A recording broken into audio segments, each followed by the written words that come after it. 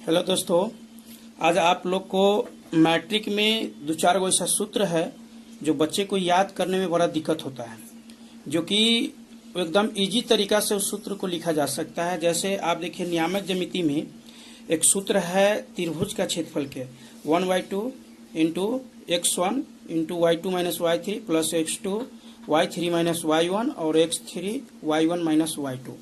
ये देखने में जितना हार्ड लग रहा है उतना ये हार्ड है नहीं। इसको ट्रिक के अनुसार आप बनाइएगा तो बड़ा अच्छा से बन जाएगा।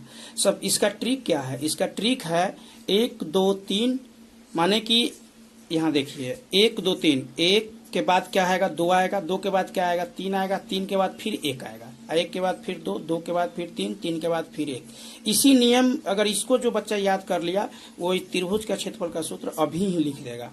आपको क्या याद रखना है? 1 2 3, 3 के बाद फिर 1 2 3, 3 के बाद 1 2 3। और मान चलिए कहीं 2 लिखा हुआ है तो उसके बाद कौन संख्या होता है? 3 होता है। कहीं 3 लिखा हुआ है तो उसके बाद कौन लिखना है? 1 लिखना है। ये नहीं कि 4 लिख देना है। हम इसी सूत्र के प्रयोग करके, माने ट्रिक के प्रयोग करके हम त्रिभुज का सूत्रफल लिखते हैं। आपके सामने बताने का प्रयास करते हैं कितना इजी तरीका से बनता है। सबसे पहले आप त्रिभुज का क्षेत्रफल लिखना होगा तो क्या कीजिएगा? 1/2 लिख दीजिएगा, उसके बाद बड़ी कोष्ठ लगा दीजिएगा और पहले x का मान लिख देना है। पहले x का जो भी मान है तो x1 लिख दिए और यहाँ पे घेर देंगे, प्लस के चिन्ह देके अब यहाँ x2 लिख देंगे, फिर घेर देंगे। उसके बाद यहाँ प्लस के चिन्ह देके x3 लिख देंगे और फिर घेर देंगे, बड़ी कोष्ठ क्लोज कर देंगे। अब देखिए पहला स्टेप में क्या किया है कि खाली x का मान रखे हैं कि x1, तो 1 के बाद अब लिखाएगा तो 2 लिखाएगा, उसके बाद अब 3 लिखाएगा, लिख दिए। अब यहाँ पर ध्यान देना है y का मान, ई घर सब में y का मान भरना होता है। तो यहाँ x1 है तो 1 के बाद क्या आएगा? 2 आएगा, और 2 के बाद क्या आएगा? 3 आएगा। आया, जैसे कि 1 2 3, x1 के बाद माने कि 1 के बाद 2 आया, 2 के बाद क्या आया? 3 आया, 1 के बाद 2, 2 के बाद 3। अब इस घर में भरना है तो यहाँ कितना है? 2 है, तो 2 के बाद क्या आता है? 3 आता है, और 3 के बाद फिर क्या आता है? 1 आएगा। यहाँ पे 3 है तो 3 के बाद क्या आता है? 1 आता है, तो y1 माइनस y2। जैसे आप देख लीजिए पहले, यानी कि कैसे किए हैं, यहाँ भी आप देख लीजिए ट्रिक का फॉलो कर रहा है। 1 2 3, फिर यहाँ पे चलना है तो 2 के बाद 3 और 3 के बाद 1, यहाँ 3 है तो 3 के बाद 1, 1 के बाद 2। एक बार और हम लिख के इसको बता देते हैं, आप लोग को याद हो जाएगा। जैसे देख लीजिए, आपको लिखने क्रम में से लिखेगा।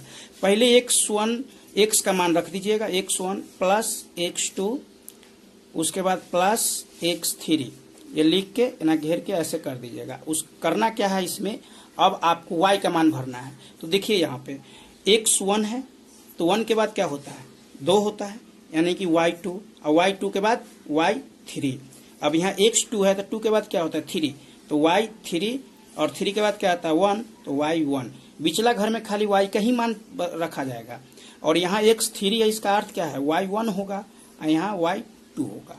ये आपका त्रिभुज का क्षेत्रफल लिखा गया बहुत इजी तरीका से। अब देखिए उसके बाद एक विभाजन सूत्र है। देखने में जितना हार्ड लग रहा है उतना ये हार्ड है नहीं। इसके लिए आपको क्या याद रखना होगा? ट्रिक क्या है? 1 2 2 1, 1 2 2 1, बस यही ट्रिक अगर आप याद रखते हैं तो आपका विभाजन सूत्र लिखा जाएगा। जैसे यहाँ पे देखिए हम लिखते हैं तो पहले आप m1 और m2 का मान लिखिएगा। यहाँ पे लिख रहे हैं विभाजन सूत्र, माने कि में से घेर दिए, m1 तैका दूर छोड़ेंगे प्लस m2, बट्टा में फिर वही लिखेंगे m1 और प्लस फिर m2, कॉमा देके फिर लिखेंगे m1 और प्लस m2, बट्टा में फिर वही लिखेंगे m1 और प्लस m2। देखिए इतना तक लिखने में कोई दिक्कत किसी को? जैसे यहाँ पे लिखे हैं, क्या लिखे हैं?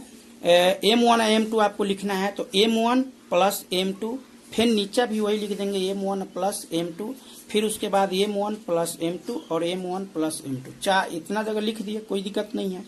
अब आपको ये पहले का जो होता है x का मान होता है, दूसरा का जो होता है y का मान होता है, तो इस पर 1 बैठाना है। आपको बताया है कि 1 के बाद 2 आएगा, 2 के बाद 1 आएगा।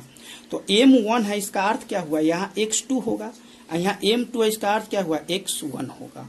इसमें m1 है, इसका अर्थ है कि y2 होगा, और इसमें m2 है, इसका अर्थ है कि y1 होगा।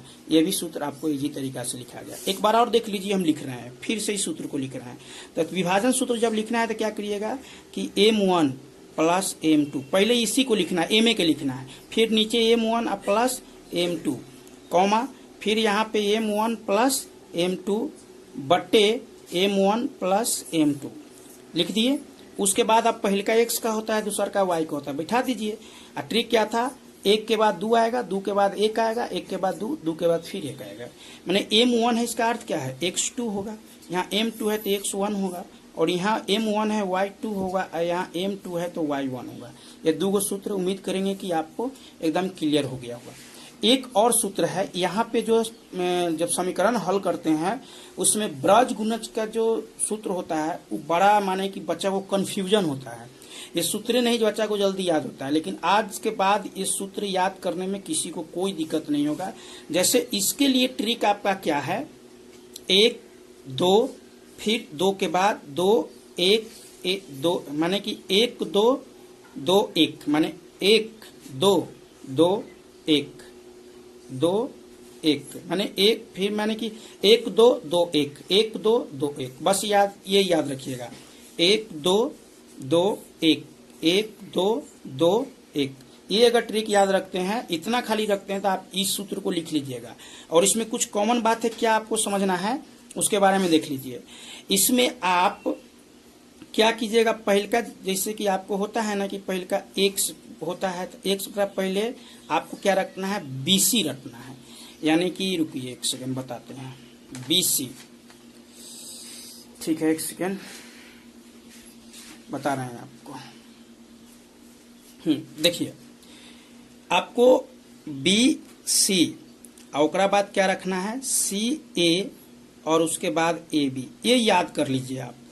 BC पहले B से स्टार्ट करना है, B के बाद C होगा और C के बाद A लेना है। मतलब यहाँ पे 2-3 को लिया जा रहा है कि B के बाद C आएगा, C के बाद A आएगा, फिर A के बाद क्या आएगा, B आएगा, B के बाद क्या आएगा, C आएगा, C के बाद क्या आएगा, A आएगा।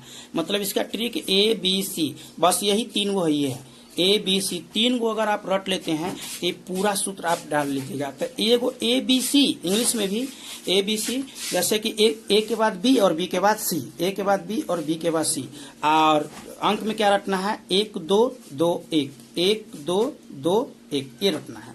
अब हम बैठाते हैं, तो पहले का क्या कीजिएगा, x बट्टा लिख के BC B और C माइनस लगा के फिर BAC लिखिए, माइनस लगा के फिर BC लिख दीजिए, बराबर y बट्टा इसको लेना है।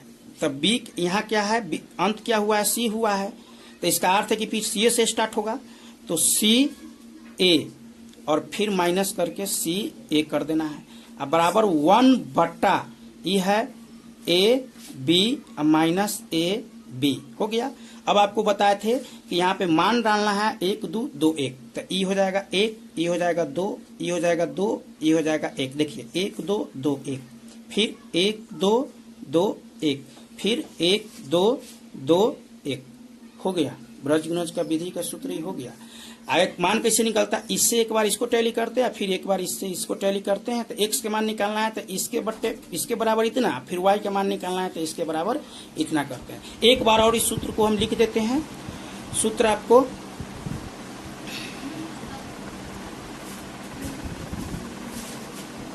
जैसे देख लीजिए, पहला क्या लिखना है हमें, x बट्टा, पहले लिखना है एक सेकेंड,